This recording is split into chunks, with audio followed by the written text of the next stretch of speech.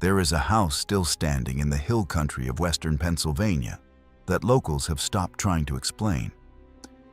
It was built in 1847 by a man whose name appears on no church register, no census record before that year, and no deed of land purchase, because the land, according to county records, was simply already his. 3 families lived in that house between 1847 and 1901. Each one left without notice, not fled, not evicted.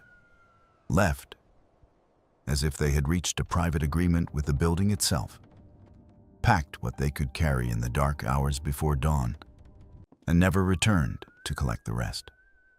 The last family to abandon it left a meal on the table, a Bible open to Exodus, and every door in the house standing wide open except one, the door to the attic.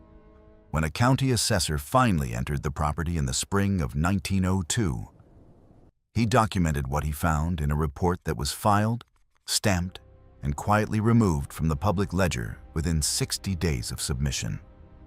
What he found in that attic, and more precisely, what he found beneath it, had been waiting there since before the first family ever moved in. Before we continue with the story of the Hargrove house and the floor that should not have existed, take a moment right now to subscribe to Liturgy of Fear and leave a comment telling us what state or city you're listening from. This community stretches across the country, and we want to know where you are. The hills west of Allegheny City in the 1840s were not the wilderness that Eastern newspapers like to describe. The region had been settled for nearly 3 generations by that point. Its valleys carved into working farms, its creek beds lined with the sawmills and tanneries that fed the timber economy.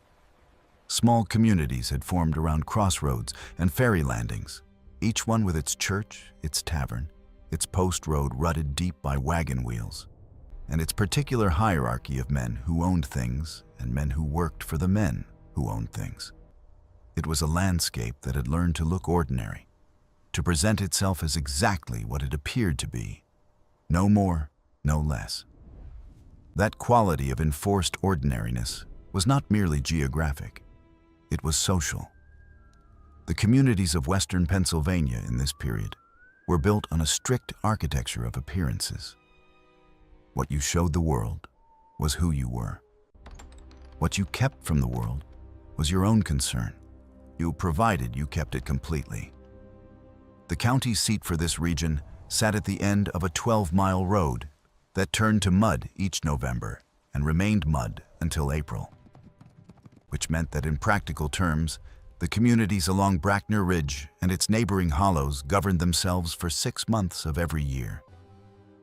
The justice of the peace, the church elders, the mill owners. These were the instruments of order, and they operated with the confidence of men who understood that the county was largely theoretical at certain times of year and in certain conditions of weather. Into this self-sufficient, inward-facing world, where everyone's business was everyone else's business, where the arrival of a stranger was an event sufficient to occupy the community's conversational energies for weeks. Where the man who called himself Cornelius Vane arrived in October of 1847 and presented himself as the owner of 40 acres on the east face of Brackner Ridge. He was recorded by the pastor of the First Presbyterian Church of Claiborne Township, a Reverend Amos Seal, as a man of perhaps 50 years, spare in build, with gray-streaked hair worn longer than the fashion, and an accent that the pastor described in his private journal as suggesting neither Pennsylvania nor any of the eastern states, somewhere farther south, he thought, or perhaps a region entirely outside his experience. Vane carried a single trunk and arrived on foot from the direction of the Pittsburgh Road, though no one in Claiborne remembered seeing him pass through the town itself, which sat squarely on the only road from Pittsburgh that reached this part of the Ridge country, and which had a tavern at its crossroads that was the natural stopping place for any traveler coming from that direction. He paid for 3 nights at the Farron boarding house in hard currency, silver $50 of a date that the boarding house keeper later told neighbors he had not seen in common circulation. and on the second day of his stay, he walked to the county clerk's office and produced documents establishing his ownership of the Brackner Ridge parcel. The documents were examined by the clerk on duty, a man named Hosea Crabtree, who had handled deed transfers in Claiborne Township for 19 years. Crabtree found them to be in apparent order. The deed was correctly formatted, correctly witnessed, correctly stamped with what appeared to be the seal of the relevant court of record, and bore a chain of title that Crabtree described to a colleague the following day as plausible but unusual. Plausible in that each transfer of ownership was properly documented, unusual in that the chain ran back only 4 transactions, to an original grant that predated statehood, and that Crabtree had no means to verify against any records in his office. He noted his reservations in his ledger, but recorded the transfer, as his function required him to do when presented with documents that appeared facially valid. He told his colleague, "I cannot say the papers are wrong. I can say only that they tell a story I cannot check." Within 6 weeks, a house stood on the Vane property. This fact alone should have generated considerable conversation, and because 6 weeks was not sufficient time for a man working alone, or even with a capable hired crew, to construct a 2-story timber-frame dwelling of the kind that materialized on Brackner Ridge. Neighbors who passed on the lower road and took the short detour up the ridge track to observe the progress of construction reported hearing sounds of work at all hours, including well before dawn and long after dark, which in late October and November meant in temperatures that made outdoor work not merely uncomfortable, but actively dangerous. The sounds were those of carpentry, hammer, saw, the rhythmic thud of a timber beetle driving pegs. Not the sounds of a large crew, but of 1 or 2 workers at most, moving without apparent pause through the shortest days of the year. When Jeremiah Ott, Mamais, who ran the nearest farm at the base of the ridge, rode up the track to introduce himself in the 3rd week of November, he found the house not only structurally complete, but furnished. Curtains in the windows, a kitchen garden already turned for winter, the soil banked over with straw in the manner of a careful farmer who expected to return to it in spring. Firewood stacked to the eaves of a woodshed that also, somehow, was already built and roofed. And Cornelius Vane sitting on the porch in the November cold without a coat, reading something that he closed and set face down on the porch rail before Ott could see the cover. Vane received him with courtesy. He offered nothing to drink, though the season and the custom of the region would have suggested at minimum a cup of something warm. He answered questions about his past, with answers that technically responded to what was asked without conveying anything of substance. Had come from a distance, had business interests in the region, had found the ridge parcel suitable to his purposes, intended to stay. He asked Ott nothing in return, which Ott noted was peculiar, because every man newly settled on a piece of land had practical questions about his neighbors, the nearest mill, the condition of the roads in winter, the reliability of the creek in dry season. Vane asked none of these things, as if he already knew the answers, and bade him good afternoon after approximately 20 minutes, with the manner of a man concluding a formal appointment rather than a neighborly call. Ott rode home with the unsettling conviction that he had been assessed rather than visited, and that Vane had wanted to see him, had perhaps been expecting him, and having seen what he came to see, was finished with the encounter. The house itself, as Ott described it to his wife that evening, and as others who later gained access to it confirmed, was a capable piece of construction. Solid, well-fitted, nothing ostentatious. 2 stories, 4 rooms on the ground floor including a kitchen with a substantial hearth, a steep staircase at the back of the main hall, and above it all, an attic that ran the full length of the building under a sharply pitched roof. The attic was accessed from a door at the top of the rear staircase and had 4 small windows, 2 at each gable end. which let in enough light on clear days to work by without a lamp. What distinguished the house from every other dwelling on Bracknell Ridge, and what those first observers did not yet have reason to examine carefully, was the flooring. The ground floor used wide chestnut planks, perhaps 18 inches across, the kind of first-growth timber that was becoming harder to find even in the 1840s, but was still available from the larger mills in the region. The second floor used narrower oak boards, also typical for the period and region. But the attic floor was something else. Those who eventually got close enough to examine it described a close-fitted tongue-and-groove hardwood of a species no one in Claiborne Township could readily identify. Not oak, not chestnut, not walnut, not cherry, not any of the familiar woods of the Pennsylvania forests. It was very pale, almost cream-colored when the light hit it, with a fine, nearly invisible grain, and it had been laid with a precision that the millwright Roland Petch, who came later, would describe as the finest example of finished carpentry he had seen in a domestic building anywhere in western Pennsylvania. The boards were fitted so tightly that no light passed between them, no air moved through them, and the surface was as level as a tabletop across the full 30-foot length and 15-foot width of the attic. Cornelius Vane lived on Bracknell Ridge for 4 years. In that time, he purchased nothing from the local merchants beyond occasional quantities of lamp oil and dried provisions. He kept no livestock that any neighbor ever observed. He cultivated the kitchen garden in spring and summer with quiet efficiency. He attended no church, joined no fraternal organization, subscribed to no newspaper, and sent and received mail only twice in 4 years, both times receiving packages from Pittsburgh that the postmaster described as heavy for their size and sealed in a manner he had not seen before. The outer wrapping secured with a cord tied in a specific knot that the postmaster's wife, who had grown up on the coast of Maine and knew something about rope work, said was used by navigators and surveyors, not by merchants or ordinary men of business. Vane received, in 4 years, a total of 3 visitors. All 3 arrived on foot from the Pittsburgh direction. All 3 stayed between 1 and 3 days.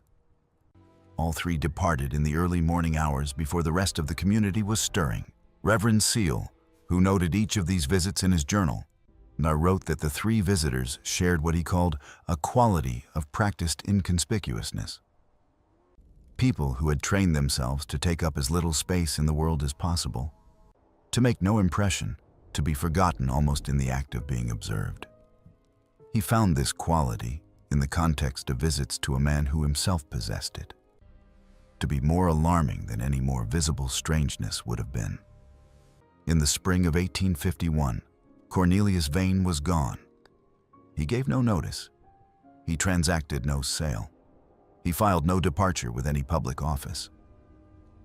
The house on Bracknell Ridge stood empty for 11 months, the kitchen garden going to weed, the firewood slowly consumed by no fire, the curtains fading behind their windows. During those 11 months, various members of the community found reasons to approach the house, and at least 2 of them, according to later accounts, went inside. Neither reported finding anything missing from what they could see of the furnished rooms below. Neither admitted, at the time, to having gone to the attic. The house had the quality, according to one woman who had entered it on the pretext of checking whether the owner might be ill, of a place that had simply been paused, not abandoned, but set aside. The way one sets aside a task that will be returned to. It was the community's collective assumption, never formally stated but clearly operative, that Vane would come back.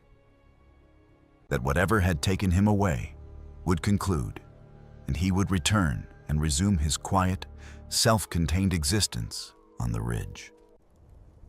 This assumption held until November of 1851, when the first substantial snow of the season fell, and it became clear that no one had banked the pipes or shuttered the windows or done any of the things a man does when he prepares a house for winter absence. At that point, the assumption shifted, and what replaced it was the somewhat different and more unsettling proposition that Vane had not gone somewhere, but had simply ceased. Ceased to be a presence in the landscape. Ceased to require the physical fact of the house, as if he and the building had each served their purpose to the other and had released each other by mutual agreement. Into this vacancy, in the autumn of 1861, came the Petch family. Roland Petch had been trained as a millwright in Chester County and had done well enough in that trade for a decade before a combination of circumstances, a mill fire, a bad investment, a partner who proved dishonest, had reduced him to the category of man who needed a free house more than he needed the story attached to it. He filed for possession under the squatter's statutes then in effect and moved his family in on a February morning when the snow was still deep enough on the Bracknell Ridge track to make the wagon wheels cut down to the frozen mud beneath. His wife Arlene, who kept a household journal of the kind that educated women of her class and background typically maintained, recorded the arrival in her usual methodical way. The state of the house, which was structurally sound but cold and in need of thorough cleaning. The quality of the land, which she assessed as better than the Ridge's reputation suggested, the nature of the community they were joining, which she found reserved but not unfriendly. For she recorded her first impression of the attic in the same entry, noting that she went up to assess the storage situation and found the floor unlike any she had seen in a house of this type. Pale and closely fitted, with a smoothness that seemed to her more like a piece of furniture than a floor, more like the surface of something built with a specific purpose than the utilitarian boarding she expected. Roland Petch's reaction to the attic floor was the reaction of a craftsman, immediate professional interest, followed by a conclusion he stated with the confidence of expertise. The floor was the finest work he had seen in a residential building. Full stop. He estimated it had been laid by someone whose skill was entirely outside the normal range of rural Pennsylvania carpentry, and who had used a wood he could not identify from any of the species he knew from 2 decades of millwork. He tried to find the join between boards with the blade of his folding knife, and could not. He estimated the thickness of the boards at somewhat greater than standard, which was consistent with a floor designed for heavy use or for the specific property of sound absorption. A well-fitted floor of this thickness would, he noted, be nearly soundproof, which was an unusual feature in an attic that served no obvious purpose requiring soundproofing. He noted all of this to Arlene, and then, characteristically, set it aside as a practical matter resolved. The floor was excellent, which was a benefit, and its origins were none of his concern. Arlene Petch was not so easily satisfied. She was the daughter of a Quaker family from Chester County, educated beyond the regional average, and by temperament disposed to examine things from multiple angles before settling on an explanation. In the early weeks of the family's occupation of the Bracknell Ridge house, she went to the attic several times for ordinary purposes. Storage, retrieval, the seasonal rotation of household goods. And each time she noticed the same thing. It was not a sound. It was not a sight. It was a sensation beneath her feet, persistent and difficult to describe. That the floor was not simply the topmost surface of the building's uppermost story, but was instead a kind of boundary. A surface with something beneath it that gave it a quality of weight and resistance different from what a floor over open air produces. A floor over empty attic joists has a slight resonance, a faint hollowness that even someone without Roland's professional training learns to feel underfoot after years of walking on such floors. This floor had the opposite quality, a density, a downward solidity, as if it were resting not on the building's frame, but on something that came from below.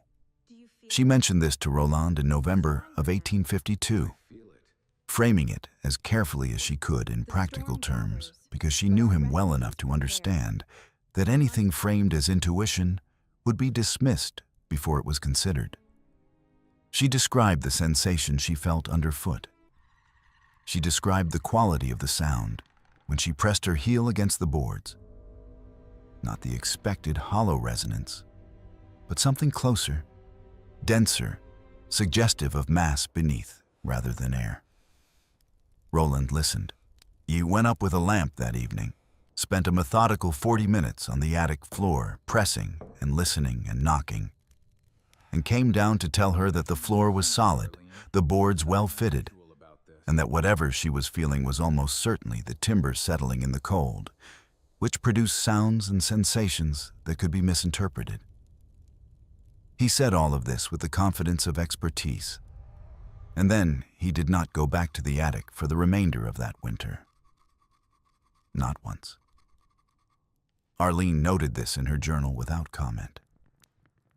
She understood that the absence of comment was itself the comment. The months that followed produced a series of entries in Arlene's journal that circle back to the attic with a regularity she seems to find as puzzling as its object. She is not a woman given to obsession or anxiety. And her other journal entries from the same period are models of practical domesticity. The state of the garden, the cost of provisions, her daughter's progress with their studies, community events, letters to and from family in Chester County. These entries are orderly and grounded. The entries that concern the attic have a different quality, not frightened, not fanciful, but straining, as if she is trying to fit something she knows into a vocabulary that does not quite contain it. She writes in January of 1853, "I understand that Roland is right about the floor. I understand that the sounds and sensations I notice there have explanations that a man who knows wood find obvious." And yet, she leaves the sentence there. The next entry is 3 days later and concerns the price of salt pork. She returns to the attic in April of 1853, but this time with a specific purpose. She wants to measure the distance from the attic floor to the ceiling of the room below and compare it to the corresponding measurement taken from outside the building, the distance from the eave line to the window tops of the second-story rooms. She does not record what prompted this idea. She takes her measurements carefully and records them in her journal with the precision of someone who has learned to trust numbers over impressions. The external measurement gives her approximately 9 feet of attic space between the floor and the ridge beam. The internal measurement, taken by lowering a plumb line from a nail in the attic floor through the gap around the staircase opening to a point level with the second-story ceiling, gives her approximately 6 feet. She checks both measurements twice, but they are consistent. She has 3 feet of attic floor that, by the measurement of the building's exterior, should not be there. She shows these measurements to Roland. He examines them, rechecks them himself, and offers an explanation. The attic floor has been built up on a substantial subfloor or sleeper system, which is unusual but not unheard of in buildings where the owner wanted an extremely solid, level attic surface. He says this with less confidence than his usual pronouncements, and he goes up to the attic that afternoon with his measuring rod and spends more than an hour this time. When he comes down, he tells Arlene that the subfloor explanation does not account for the full discrepancy. There is, he tells her, approximately 18 inches that he cannot account for structurally, space that by the outside measurement of the building exists, but that the internal structure does not acknowledge. He tells her this, then he is quiet for a long time. Then he says, "It is possible that the floor is not built up from inside the attic. It is possible that it was built down from something else." What he means by this, what Arlene understood him to mean, based on the way she records this conversation and the silence that followed it. is that the attic floor might not be the floor of the attic at all. It might be the ceiling of something else. Something that occupies the space between the attic's apparent floor and the actual structure of the building. Something that enters from below rather than from above. Roland Petch, millwright, practical man, a person who had spent his professional life in the concrete world of board feet and load-bearing joists and the physics of wood under stress, sat at his kitchen table in the spring of 1853 and said to his wife in so many words, "I think the house was built around a room that was already there." The following August, he broke one of the boards. He had carried a heavy storage trunk up to the attic, and it slipped from his grip as he maneuvered it through the low attic door. And the iron-bound corner struck the pale floor with force enough to split one board at the edge and lift it fractionally from its neighbor. The gap this produced was narrow, no more than an inch, and he replaced the trunk over it immediately. But in the moment before he did, he had held the lamp down to the gap and seen what was below. Not the underside of a subfloor, not the darkness of a standard structural void. Steps, stone steps, descending. Cut from single pieces of stone, the treads worn slightly in the center in the way that stone wears under the passage of feet over long periods of time. The walls visible in that brief lamplight were cut stone as well, fitted without mortar in the manner of construction far older than anything a man building a house in western Pennsylvania in 1847 would normally employ. Roland Petch replaced the trunk over the cracked board, went downstairs, and told his wife to begin preparing for a move in the spring. He told her the board had cracked and he had seen a structural void beneath it that needed addressing. He did not tell her what he had actually seen. He did not tell her why a structural void would require them to leave rather than repair. He told her nothing more about the attic for the remainder of their time in the house, which was not much time.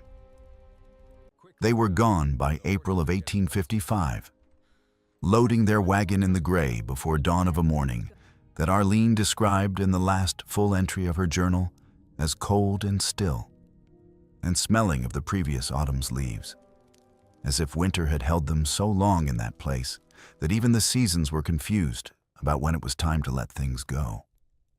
Arlene's journal ends mid-sentence on the night before their departure. The final complete sentence reads, "Roland says we are not running.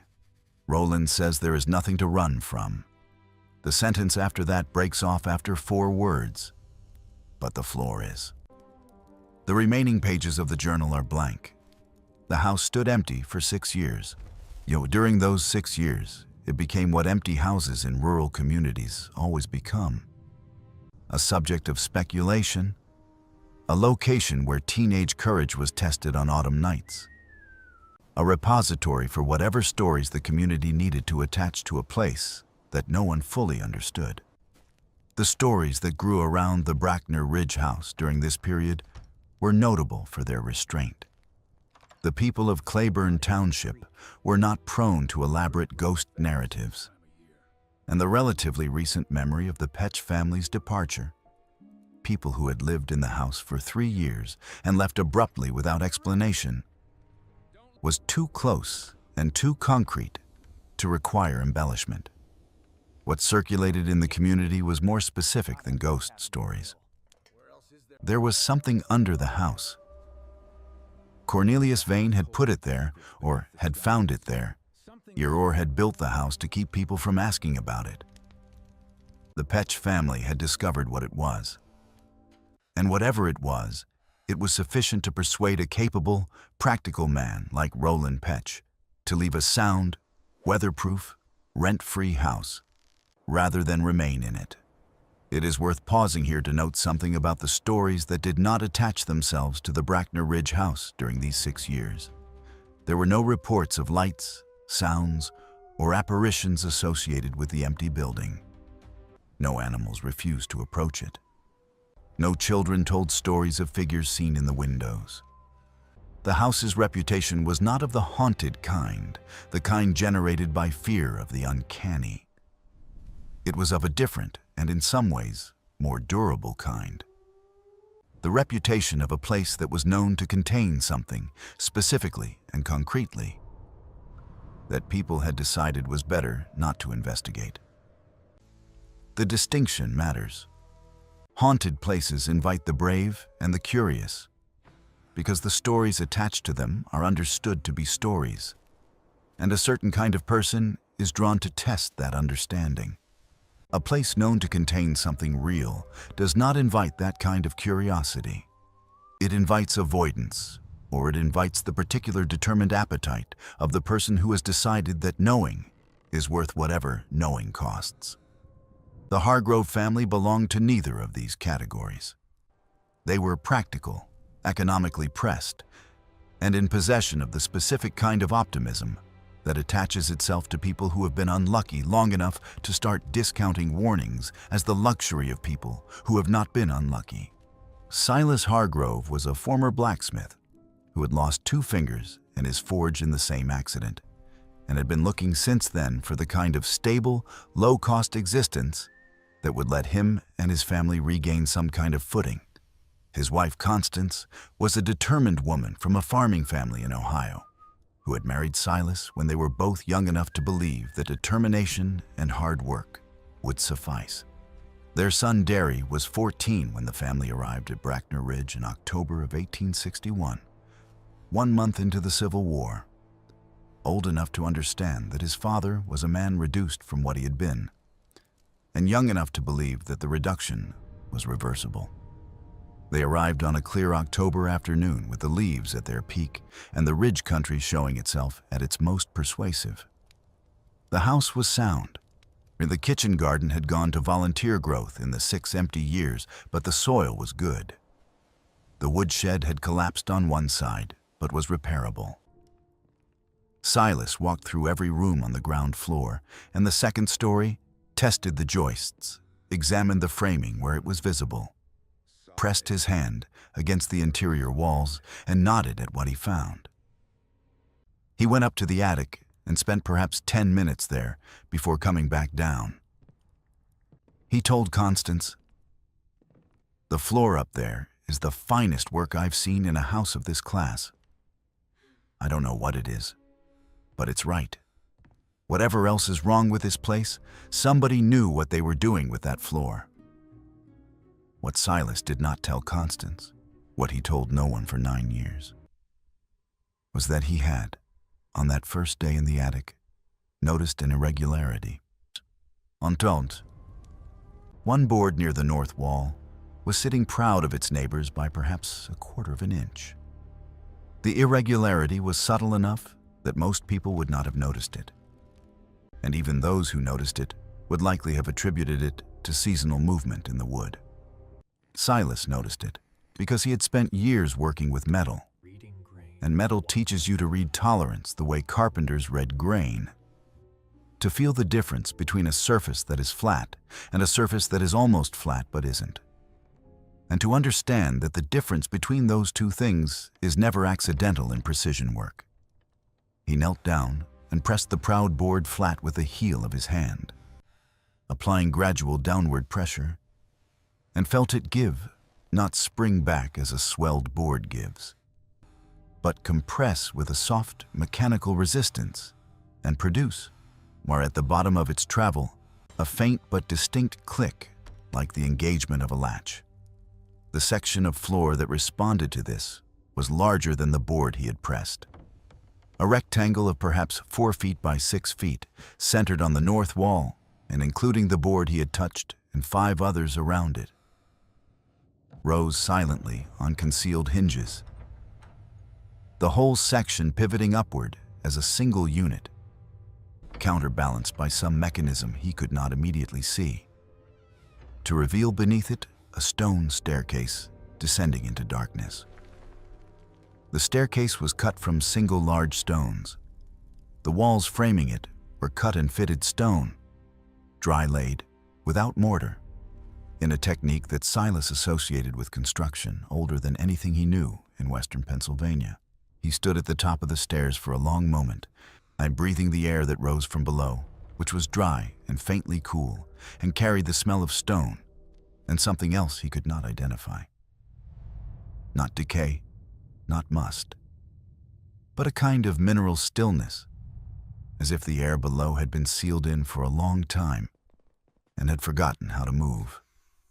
Then he went back downstairs, found a lamp, lit it, and went back up. The chamber at the bottom of the 12 stone steps was 30 feet long and perhaps 15 feet wide, running north to south beneath the full length of the attic above. The walls were cut stone, the same dry-laid technique as the staircase, fitted with a precision that spoke of either extraordinary skill or extraordinary time, or both. The floor was packed earth, compressed to the density of stone by what must have been decades or centuries of compression. The ceiling, the underside of the attic floor, was the extraordinary fitted hardwood viewed from below, smooth and seamless from this angle too, with the mechanism of the concealed hatch visible as a single iron rod running horizontally along the north wall, connected by a simple linkage to the counterbalanced hinges. The mechanism was elegant in the way that very old, very well-made things are elegant. No excess, no decoration. Each element performing its function with the minimum of material and the maximum of result. The chamber was not empty. Along the eastern wall, built directly into the cut stone, were a series of wooden shelves, deep, well-constructed, fitted to the wall in a manner that made them appear as much part of the structure as the stone itself. The wood of the shelves was the same pale, unidentifiable species as the attic floor above. On these shelves were objects. Silas moved the lamp slowly along the row, taking his time, committing what he saw to memory with the care of a man who sensed that this was the only reliable record he was going to make. There were boxes, flat, document-sized, made of the same pale wood as the shelves, sealed at their seams with dark wax. He did not count them precisely. Later, he would estimate between 20 and 30, arranged in 2 rows on the deepest shelves, with spaces between groups that suggested either an original organizational scheme or the removal of some boxes at some previous time. There was a leather case of the kind that a surveyor or cartographer would use for rolled documents or maps, when the leather treated with something that had preserved it against the dry air of the chamber better than untreated leather would have managed. There were 3 lanterns, of a design he had not encountered before. Elegant, clearly expensive, with reservoirs of what proved, when he tested the stopper of one, to still be oil, thick and dark, but not degraded. The wick intact. There was a chest against the west wall, iron-banded and iron-locked, the iron showing only the faintest surface rust. The lock of a quality that made the iron chest at the county clerk's office look like a child's toy.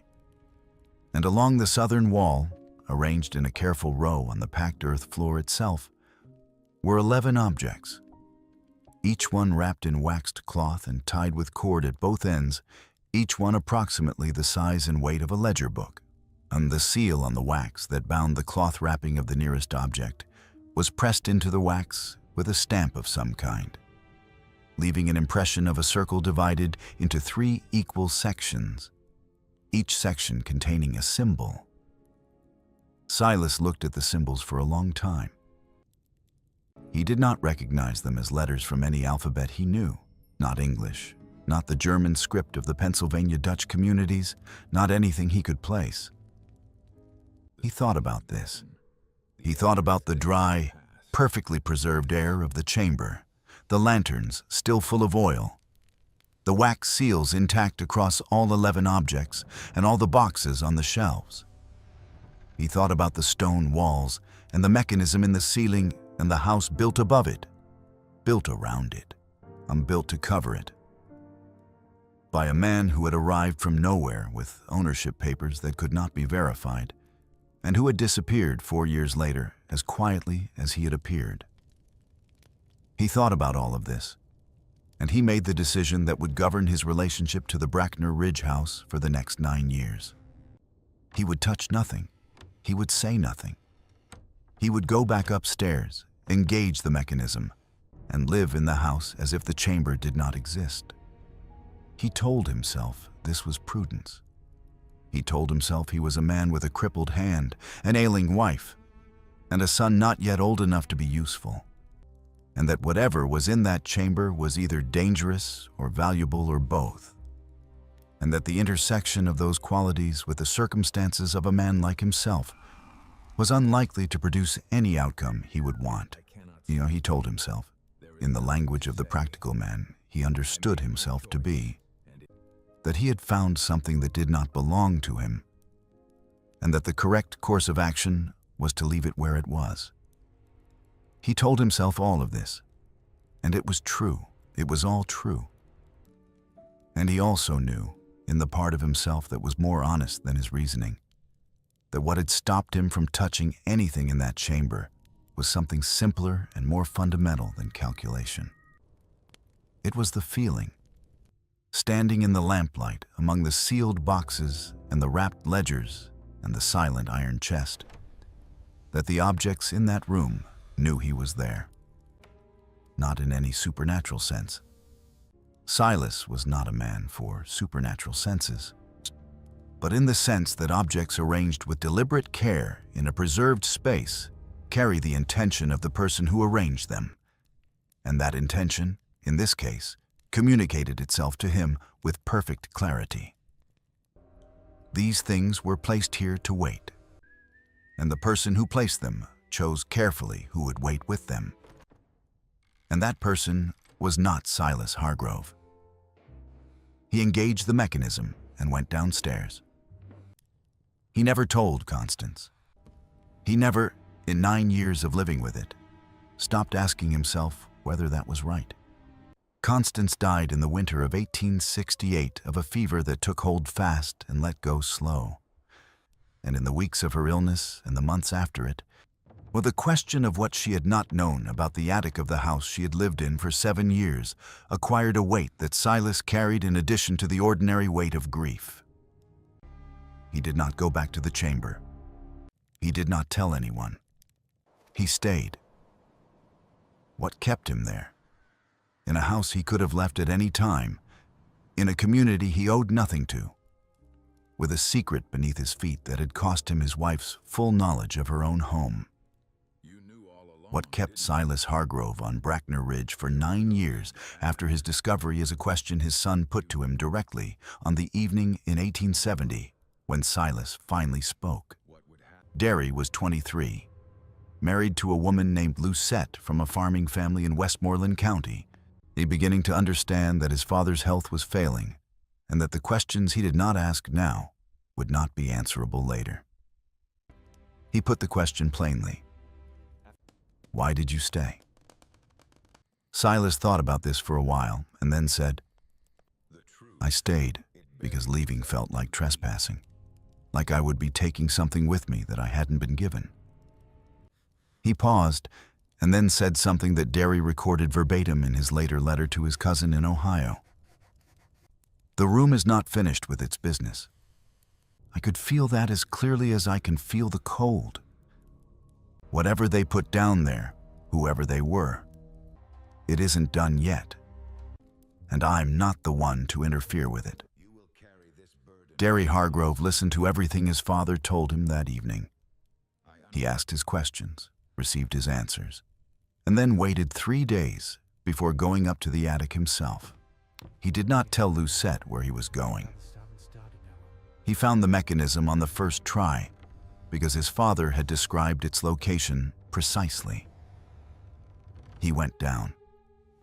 His subsequent letter to his cousin in Ohio, a cousin named James Hargrove, who worked as a clerk in Cincinnati and who was apparently the person Derry trusted most with what he had discovered, was written 4 months after this descent, from an address in Cincinnati, which tells us that the family had already moved by the time Derry composed it. The letter is preserved in the Cincinnati archive that received James Hargrove's papers from his widow's estate. And it has the quality of something composed by a person exercising extreme discipline over both his vocabulary and his emotions. The early parts of the letter confirm his father's description of the chamber in every particular. The stone walls, the shelves, the sealed boxes, the 3 lanterns with their oil intact, the leather map case, the iron-banded chest, the 11 wrapped objects along the southern wall. Nothing, as far as he could determine, had been disturbed since his father's visit 9 years before. The preservation was, if anything, more remarkable to Derry than it had been to Silas, because Derry was old enough to have a clearer sense of what 9 years of undisturbed storage in a sealed space does to organic materials. And what the chamber preserved was not what should have survived.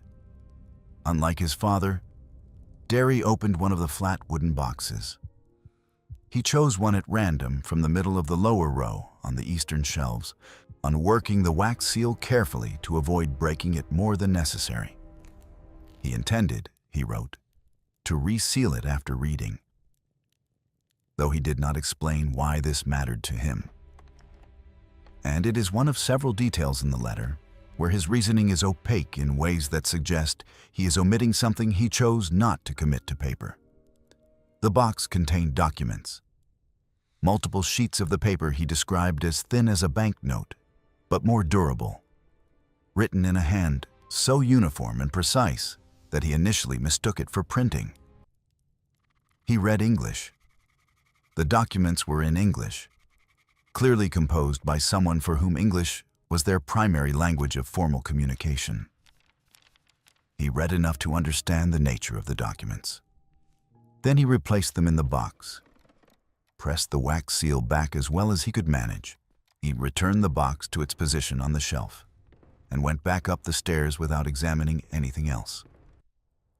In the letter to his cousin, he does not transcribe what he read.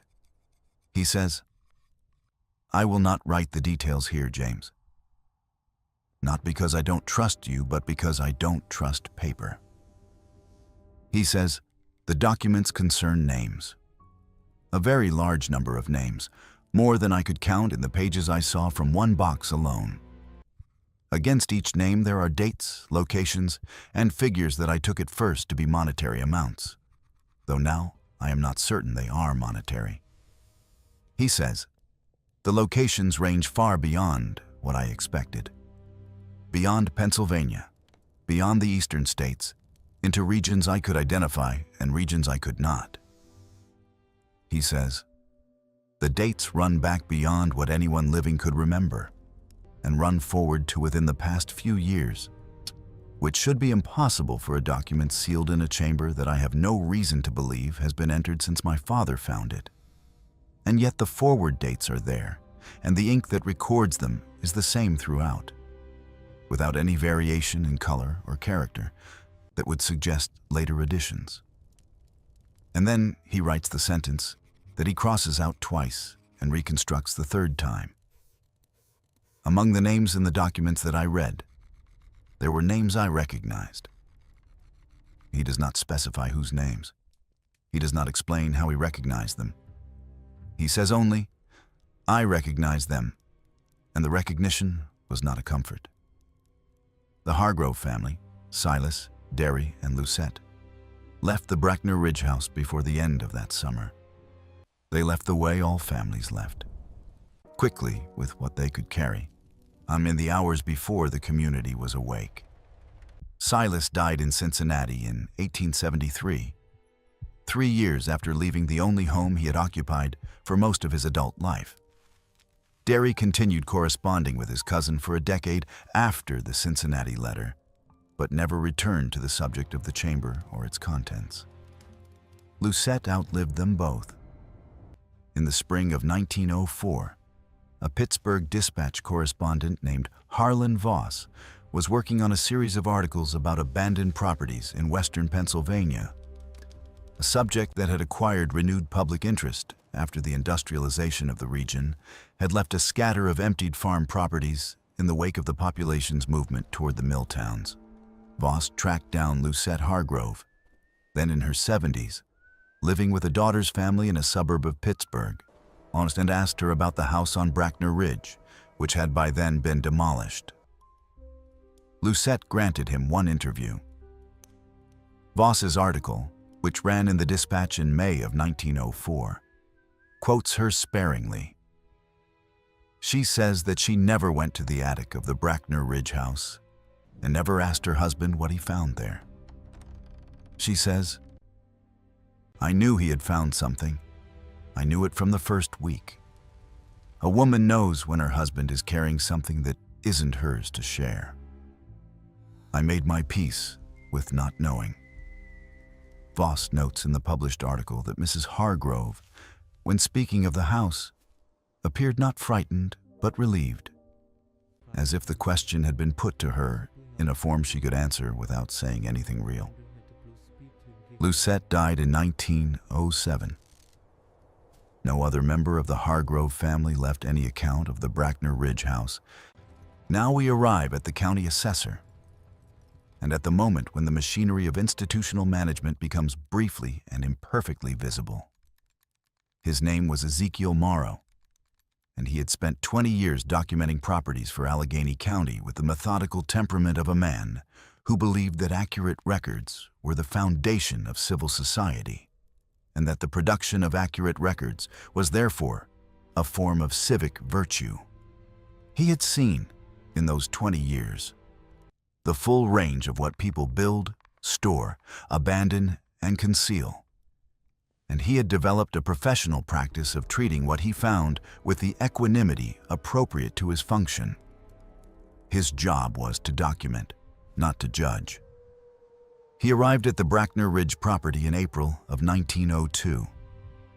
Authorized by the county to assess the estate of the property's most recent registered owner, who had died without heirs, and to determine its disposition. He entered the house and conducted his examination floor by floor, room by room, with the thoroughness his professional reputation required. He reached the attic in the afternoon of his second day. He found the mechanism on his first careful examination of the floor. It took him longer than it had taken Silas Hargrove, because he was approaching an unfamiliar surface without prior knowledge. But the proud board near the north wall was visible to a careful observer, and Morrow was a careful observer. He triggered the mechanism. He went downstairs for a lamp. He descended. His written report, filed with the county clerk's office on April 29, 1902, ran to 31 pages. Honey, this was extraordinary. A routine property assessment in Allegheny County in this period ran to 4 or 5 pages. The additional 26 pages of Morrow's report accounted for the chamber, its contents, their condition, and his professional observations about the construction of both the chamber and the concealment mechanism above it. He was specific. He inventoried the objects on the shelves and the floor in the same detail and with the same calm professional language he would have used to inventory any property. He noted the condition of each category of object. He noted his assessment of the chamber's construction date, which he placed significantly earlier than the house above it. He estimated the chamber was at least a century older than the 1847 house, based on the stonework techniques and the degree of compaction of the earthen floor. He noted the seal on the wax of the 11 cloth-wrapped objects and described it in terms precise enough to constitute a useful identification. A circle of approximately 1 inch diameter, divided into 3 equal sectors by lines running from the circumference to the center, each sector containing a single symbol that he reproduced by hand, drawing in the margin of his report. He noted that he had seen this seal before, in a different context, and that recognition was part of what he considered his professional obligation to report. He filed the report. He received the standard receipt. He went home to his house in Allegheny City and sat at his writing desk and composed a letter to his brother-in-law in Philadelphia. a man named Theodore Dunning, who worked in the law and who was, as far as Morrow was concerned, the most reliable person he could think of to trust with what he had seen. In the letter, which Morrow evidently wrote the same evening he returned from the property, he describes the chamber and its contents in summary, not the full inventory of the report, but enough to convey the nature and significance of the discovery. He describes the seal. He describes his prior encounter with the seal, which he is careful to frame in terms that acknowledge it without specifying the context. He had seen it on a document that had come through his office in an official capacity 7 years prior, in connection with a matter that had been referred upward for resolution and that he had subsequently not been asked to follow up on. He had noted the seal at the time and had not found a match for it in any reference he consulted.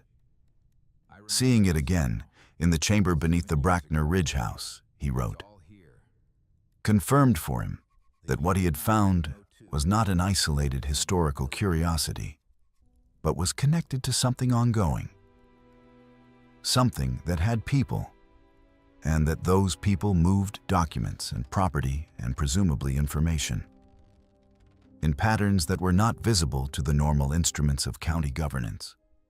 He told Dunning that he had reported everything in his official document and that he expected the matter to be referred to appropriate authorities, and that he was writing this letter because he wanted someone outside the county government to know what he had found before any referral took place. He did not say that he was worried about the referral. Mars, he did not need to. Morrow's report was stamped received on April 29, 1902. It remained in the active file of the county clerk's office for 62 days. On June 30, 1902, it was removed from the active file and placed in a category designated in the clerk's internal system as pending resolution. Over the following 12 years, it was transferred twice between offices and ultimately appears in an inventory of materials transferred to the State Archive in Harrisburg in 1914. When researchers sought it in the 1940s, the 1960s, and again in 2003, the most recent search, conducted by a historian of Allegheny County land records who had encountered a reference to the report in a secondary source and requested it by its original reference number. It was not present in the archive, and the archive's response to the 2003 request stated that no record matching the reference number had been received from any transferring office.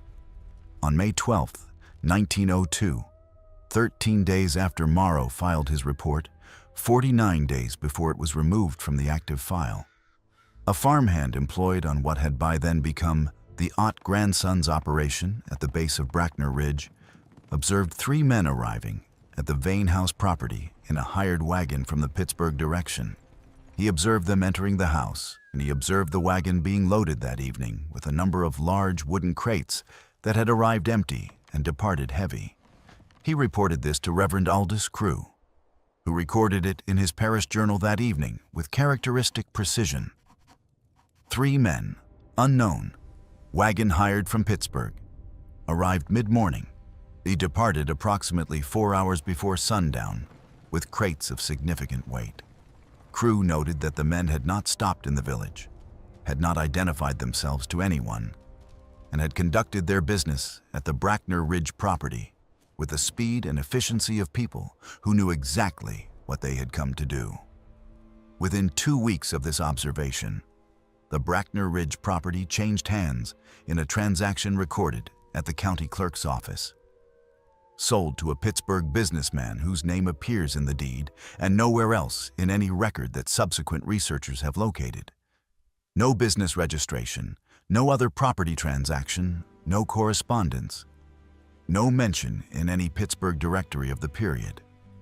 The house was demolished the following spring. Concrete was poured over the site. A dairy operation was established there in the 1910s and ran until the 1940s. The ridge is farmland now, unremarkable, indistinguishable from any other ridge in this part of western Pennsylvania. Ezekiel Morrow retired from the county clerk's office in 1906. He spent his remaining years in Shadyside, a quiet residential neighborhood of Pittsburgh, and died in January of 1921 at the age of 73. Theodore Dunning, his brother-in-law in Philadelphia, predeceased him by 6 years. The letter Morrow had written in May of 1902 was found by Dunning's widow among her husband's personal papers when she settled his estate after his death in 1915. She kept it in an envelope marked personal, not to be opened before my death, apparently following instructions Dunning had left her. And when she herself died in 1931, the envelope passed to a nephew who worked as a records clerk in Pittsburgh. The nephew read the letter, considered its contents for several days, and then placed it in a box with other family papers. He donated the box to a Pittsburgh historical organization in the 1950s as part of a general disposal of the estate's less obviously valuable materials. The letter sat in the organization's uncatalogued holdings for over 40 years before it was processed as part of a general inventory in 1997. It has been read, as far as the organization can determine, by 3 researchers. None of them has published anything about it. The question that runs through all of this, through Silas Hargrove's 9 years of silence and Derry Hargrove's letter that says everything except the thing that mattered most, and Ezekiel Morrow's 31 pages removed to a place they have not been found since, is the question of what, specifically, was in that chamber. The documents, the sealed boxes, the wrapped ledgers, the leather map case, the iron-banded chest. All of it was carried out of the ridge on the evening of May 12th, 1902, in crates loaded onto a wagon that returned to Pittsburgh and left no further trace. The chamber itself was poured full of concrete when the house above it was demolished. If anything remains beneath the foundation of what is now a working farm on the east face of Bracknell Ridge, no one has looked for it with the means to find it, and no one with obvious reason to look has appeared. The concrete was poured 62 years before Morrow's report was sought in the archive and found missing.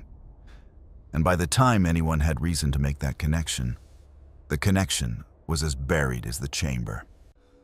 What the evidence allows us to say is this: Cornelius Vane did not build the chamber beneath the house. He built the house around a chamber that already existed. The chamber was cut from stone using techniques consistent with construction far older than 1847. The chamber was equipped with a mechanism for concealment that was already installed when Vane arrived, or that Vane installed when he built the house over it, as part of the same act of concealment. It was stocked with objects that were sealed for long-term preservation, and that included, among their contents, in documents listing names and locations and figures across a range of dates that could not have been produced in a single historical moment. It was maintained across periods of apparent vacancy, by Vane's presence, then by the 3 families who lived above it and who, one by one, discovered it and chose silence, and then by whoever sent the 3 men with the wagon on the morning of May 12th, 1902. The seal that closed the wax on the chamber's objects, the 3-section circle with its 3 symbols, was a seal that a county assessor recognized from a previous official encounter 7 years before his visit to the chamber. Which means it was a seal in active use in 1895 at minimum, and most likely later. No organization using that seal has been identified in any public record, fraternal register, commercial filing, or governmental index that researchers have consulted. These are the facts. The facts describe an infrastructure, not a building, not a family secret, not the idiosyncrasy of a single eccentric man, but an infrastructure. A system for storing, preserving, and eventually recovering information and material of a nature and importance that the people managing it had decided, over a period of decades, and perhaps much longer, was better kept beneath a house in rural Pennsylvania than in any location accessible to the ordinary instruments of public record and institutional governance. The house was the container. The families were incidental. They were chosen or permitted or tolerated, because they were unlikely, for economic or personal reasons, to disturb what was beneath them. And when one of them finally did more than discover the chamber, when Derry Hargrove opened a box and read names he recognized, the family was gone within months, and the house was in new hands within a year. And the contents of the chamber were in crates on a wagon, heading back to wherever such things go when they are done being stored. What those names were, what Derry Hargrove recognized and was afraid to commit to paper, even in a letter he trusted to his most reliable cousin, remains in the only place it has been since the summer of 1870. Inside an account that stops precisely where the accounting becomes specific. This is not an accident. It is the most deliberate thing in this entire story. The decision, made independently by Silas Hargrove, by Derry Hargrove, and by Ezekiel Morrow, to leave the content out. Silas touched nothing. Derry read and did not transcribe. Morrow described the chamber fully, but appears to have been careful, in his letter to Dunning, about how much of the document's content he reproduced. 3 different men, in 3 different decades, confronted with the contents of the same chamber, arrived at the same decision about how much to say. That consistency is either a remarkable coincidence, or it is the most reliable evidence we have about what was down there.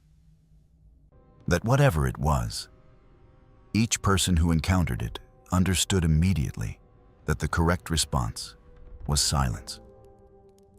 We are left, then, with a floor that did not match the house, and everything that floor was built to conceal. Mas the attic of the Bracknell Ridge house sat over a space that had been made to hold secrets by people who had thought carefully about how long secrets needed to be held and what conditions they needed to survive in. The house was built to service that need. The families were the last layer of concealment, the most human layer, the layer that required complicity, and that produced it, in 3 cases out of 3, without any apparent coercion. No one threatened Silas Hargrove. No one threatened the Petch family. No one threatened Ezekiel Morrow. They each encountered what was in that chamber and made, without instruction, the same choice. That tells us something about what they found. We are not entirely sure it tells us something reassuring. This mystery shows us, perhaps, something about the depth of certain silences, about the difference between a secret that is kept and a secret that keeps itself. The house on Bracknell Ridge was demolished more than a century ago. The ridge is quiet. The concrete has been there longer than anyone now living has been alive. And the documents with their names and their locations and their figures across decades of dates are wherever the Pittsburgh wagon took them, behind whatever institutional patience has been keeping them since. 3 researchers have read Morrow's letter and published nothing. Whatever is in that chamber's contents is still waiting for something. The way Silas Hargrove understood, standing in the lamplight of a December afternoon in 1861, that it had always been waiting. The question is not what the floor was hiding. The question is whether what was hiding beneath it is still somewhere hiding. What do you think of this story? Do you believe everything has been revealed about what lay beneath that floor? Leave your comment below. I'm freezing. I'm bleeding. Slowly fading away. But don't worry. I'm fine.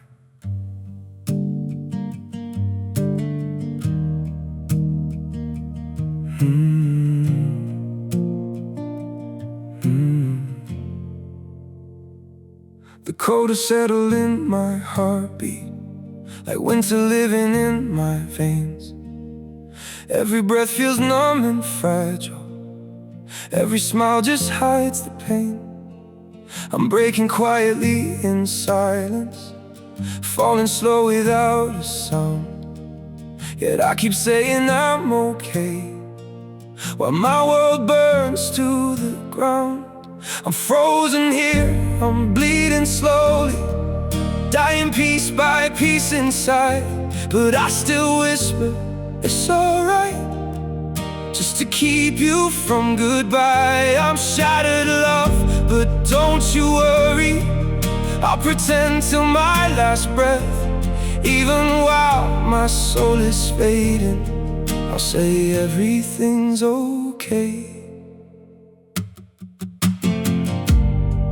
Maybe pain just learned to live here.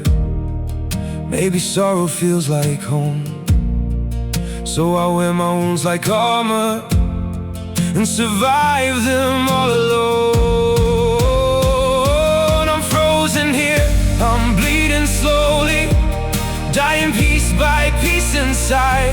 But I still whisper, it's alright, just to keep you from goodbye. I'm shattered, love, but don't you worry, I'll pretend till my last breath. Even while my soul is fading, I'll say everything's okay. If you ever see me smiling, no, it's just my last defense. 'Cause sometimes love means hiding how much you're suffering. No, I'm frozen here, I'm bleeding slowly, dying piece by piece inside. But I still whisper, it's alright, just to keep you from goodbye. I'm shattered, love, but don't you worry, I'll pretend till my last breath. Even while my soul is fading, I'll say everything's okay. It's okay.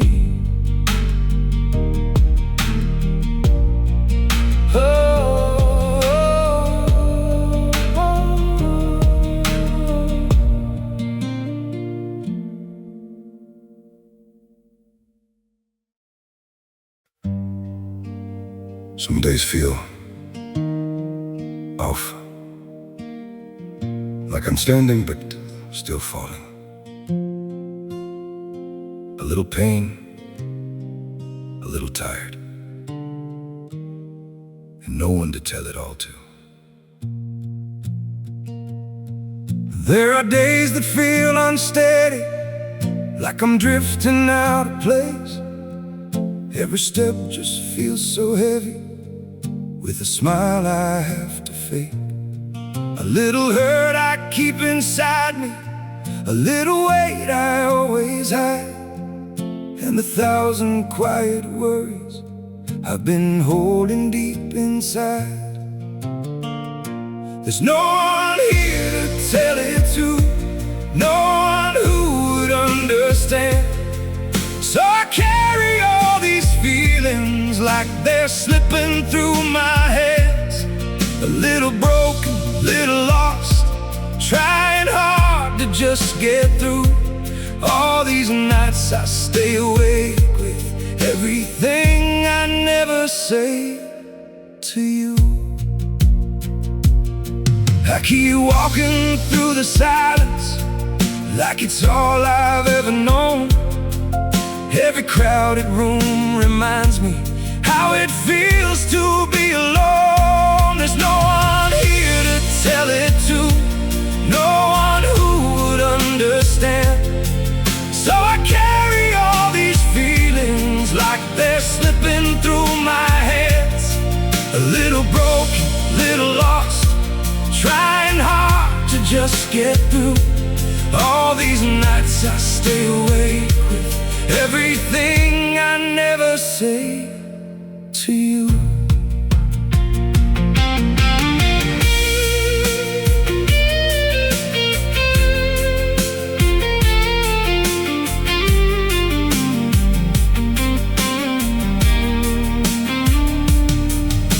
one day I'll be stronger.